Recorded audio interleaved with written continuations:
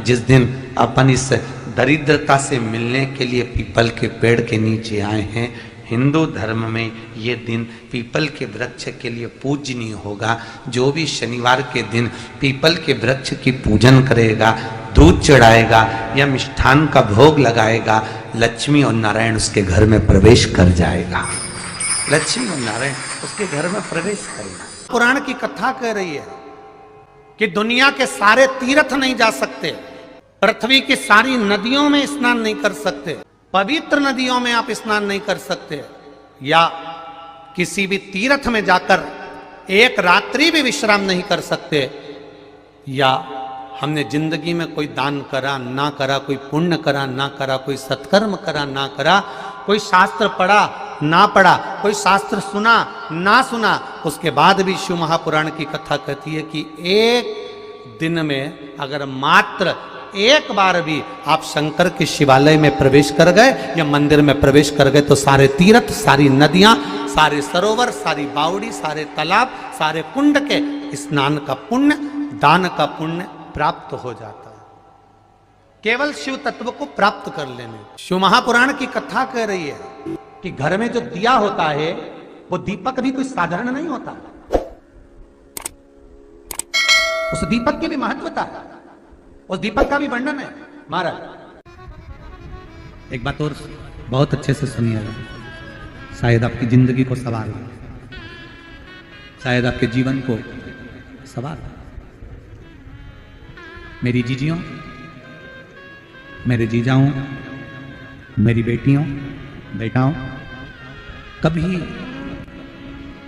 कभी मौका लगे शंकर भगवान के शिवलिंग के पास में आप बैठे हैं, यहां तक शास्त्र कहता है कि घर में अगर किसी को बहुत तेज बुखार आ गया है, बहुत तेज बुखार, और बच्चा उस बुखार में तप रहा है, बहुत तप रहा है, महाराज तुम जिस दिए में भगवान की आरती उतारते हो, जिस दिए से तुम भगवान की पूजन करते हो, कभी मौका लगे और आप पूजन करने के लिए गए,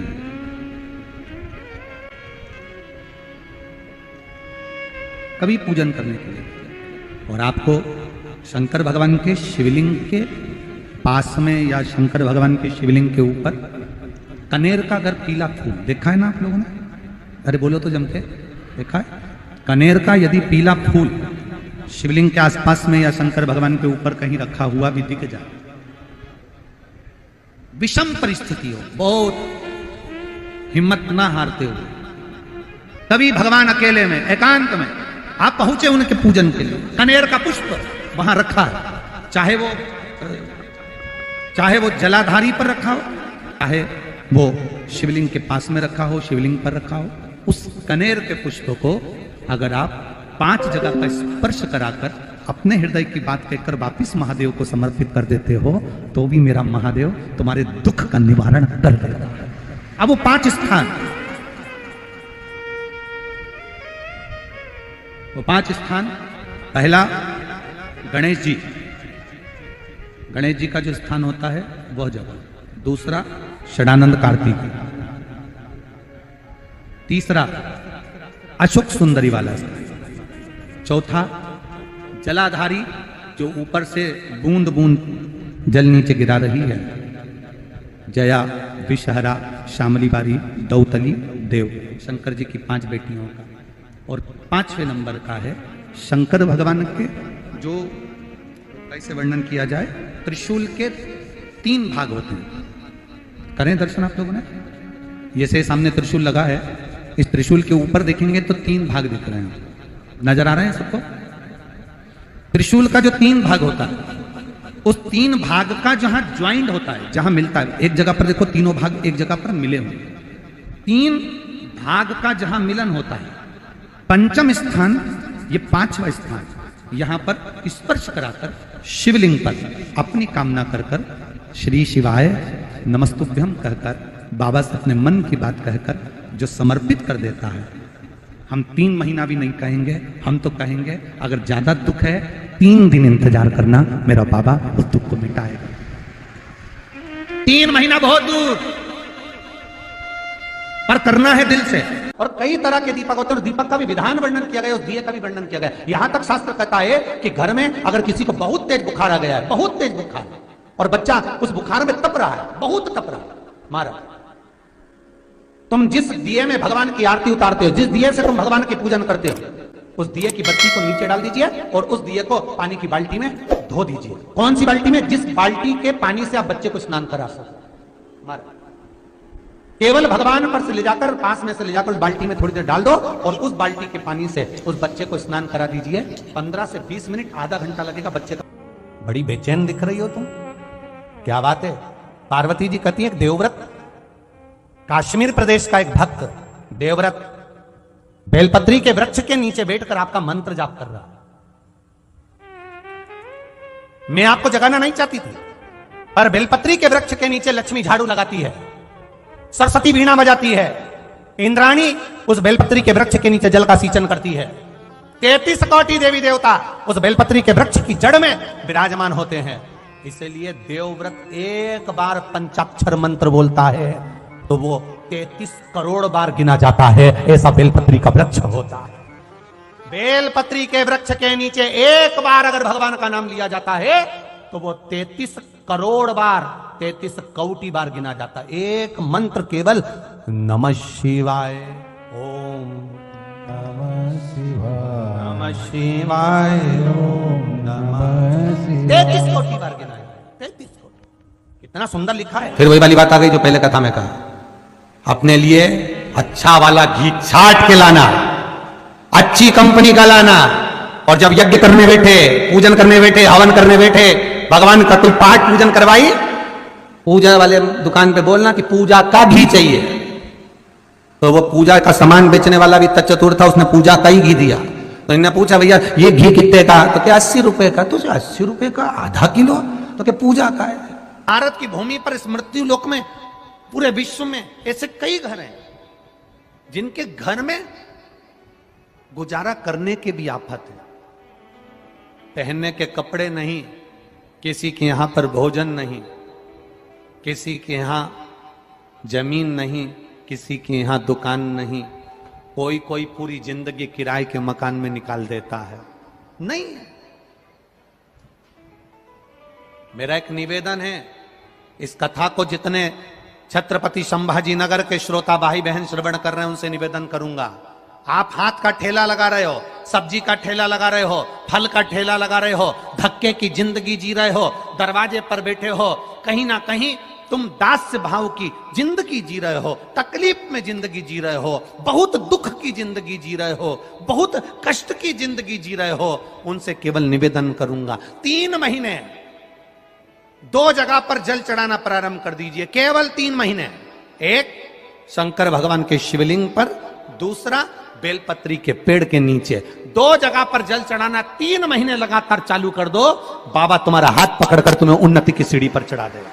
हमें कोई चमत्कार करना नहीं आता और ना हम कोई तंत्र विद्या या मंत्र विद्या जानते हैं, ना हमारे पास में बेल है, ना हमारे पास में भभूति है, हमारे पास में तो केवल शिव का नाम है। आप श्री शिवाय नमस्तुभ्यम बोलो, ओम नमः शिवाय बोलो, नमः शिवाय बोलो, चाहे महामृत्युंजय मंत्र बोलो, उसका स्मरण करते करते भगवान शंकर के शिवलिंग पर जल, और उसी पात्र में जो जल तुमने शंकर जी को चढ़ाया है उसमें से बचा हुआ थोड़ा सा जल बेलपत्री के पेड़ के नीचे चढ़ाना प्रारंभ कर दो। अलग से बेलपत्री के पेड़ के नीचे चढ़ाने के लिए अलग से लोटा भर के जल जरूरत नहीं पड़ेगी। जो तुमने शिव जी को जल चढ़ाया, जो तुमने देवाधिदेव महादेव को जल चढ़ाया, बस उसी पात्र का जल शंकर जी को चढ़ाओ, उसमें से बचा हुआ थोड़ा सा जल बेलपत्री के वृक्ष के नीचे चढ़ाना प्रारंभ करना। कौन सा बेलपत्री का वृक्ष? जिसकी छाया आपके ऊपर आ रही हो।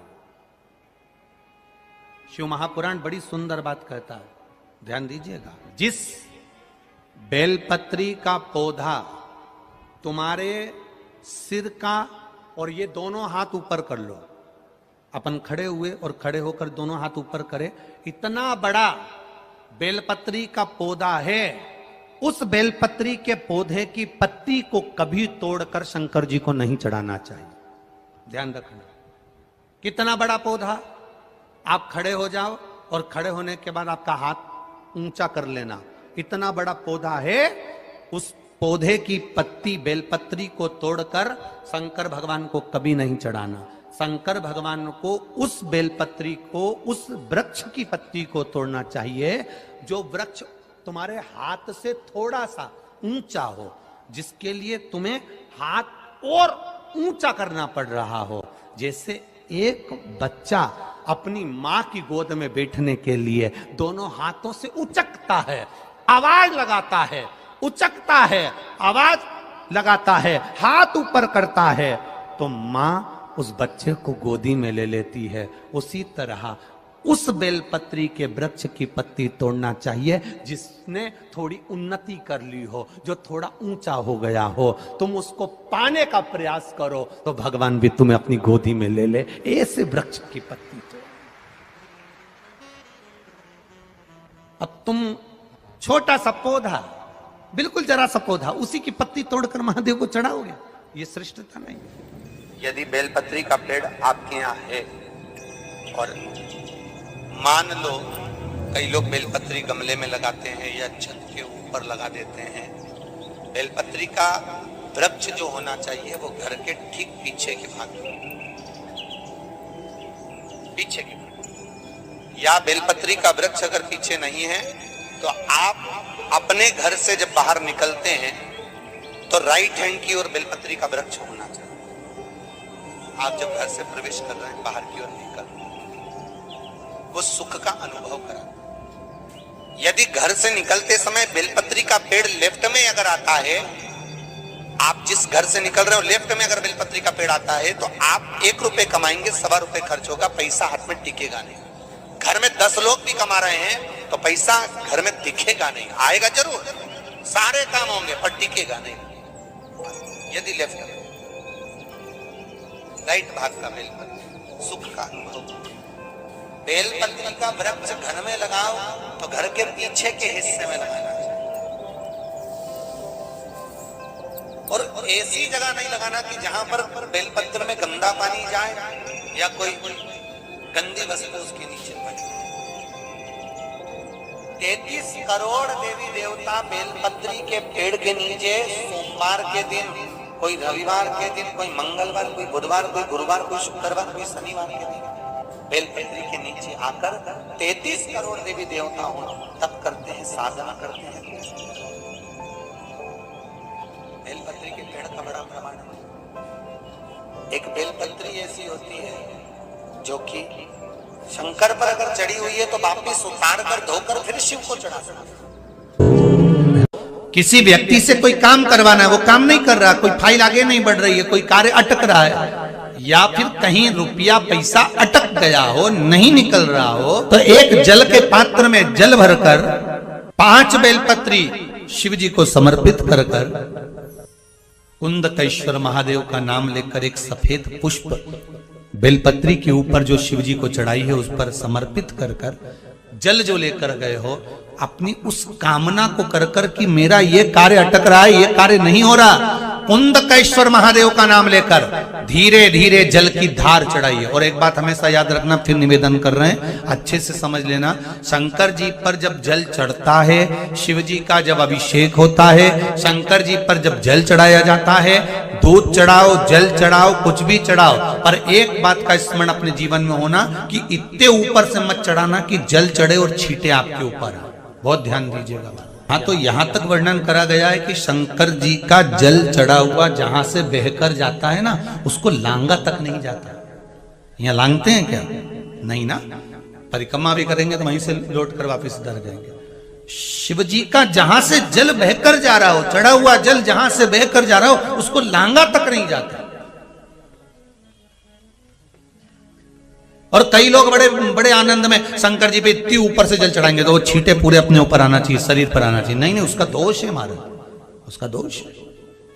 आप भगवान को अगर जल चढ़ाओ, दूध चढ़ाओ, तो मान लो अगर जैसे एक सरल भाषा में समझ लो और अच्छे से, कि जैसे ये शिवलिंग है शंकर जी का, ये शिवलिंग है, और आप जल चढ़ा रहे हो तो इतनी ऊपर से छोड़ोगे तो पानी का छींटा तो अपने ऊपर आएगा, पर वही जल, वही दूध, वही सामग्री आप शिवलिंग से थोड़ी सी दूरी बनाकर अगर आप समर्पित करेंगे तो बाबा उसको स्वीकार भी करता है।